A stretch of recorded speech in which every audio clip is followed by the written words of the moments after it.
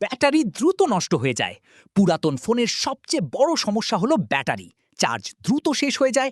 100% charge দিলেও অল্প সময়ে 20 থেকে 30%-এ নেমে যায়। ফোন গরম হয়ে যায়, ব্যাটারি ফুলে যেতে পারে, হঠাৎ ফোন বন্ধ হয়ে যেতে পারে। 2. ডিসপ্লেতে সমস্যা।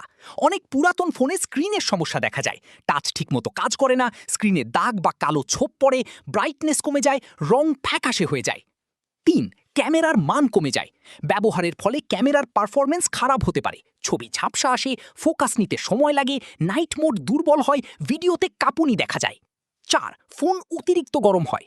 পুরাতন ফোনে প্রসেসর ও ব্যাটারির অবস্থা খারাপ হলে দ্রুত গরম হয়, গেম খেললে গরম, ভিডিও দেখলেও গরম, চার্জের সময় বেশি গরম। 5. ফোন ধীর গতির হয়ে যায়। সময়ের সাথে সাথে ফোনের গতি কমে যায়, অ্যাপ খুলতে দেরি হয়, হ্যাং করে, রিস্টার্ট নিতে সময় লাগে। 6. চার্জিং পোর্ট ঢিলা হয়ে যায়। চার্জার ঠিকমতো বসে না, চার্জ নিতে সমস্যা হয়, বারবার সংযোগ বিচ্ছিন্ন হয়। 7. স্পিকার ও মাইক্রোফোন দুর্বল হয়ে যায়। শব্দ কম শোনা যায়, কলের সময় কণ্ঠস্বর পরিষ্কার যায় না। 8. নেটওয়ার্ক সমস্যা। সিগন্যাল কম পাওয়া যায়, ইন্টারনেট ধীর হয়, কল ড্রপ হতে পারে।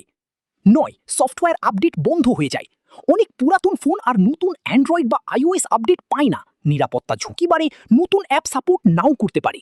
10. পূর্বে মেরামত করা থাকতে পারে, ডিসপ্লে পরিবর্তন করা, ব্যাটারি পরিবর্তন করা, মাদারবোর্ড রিপেয়ার করা। 11. পানি পড়ার ক্ষতি থাকতে পারে, ফোন বাইরে থেকে ঠিক থাকলেও ভিতরে মরিচা ধরতে পারে। 12. আসল যন্ত্রাংশ নাও থাকতে পারে, ডুপ্লিকেট স্ক্রিন, ব্যাটারি বা ক্যামেরা থাকলে পারফরমেন্স কমে যায়।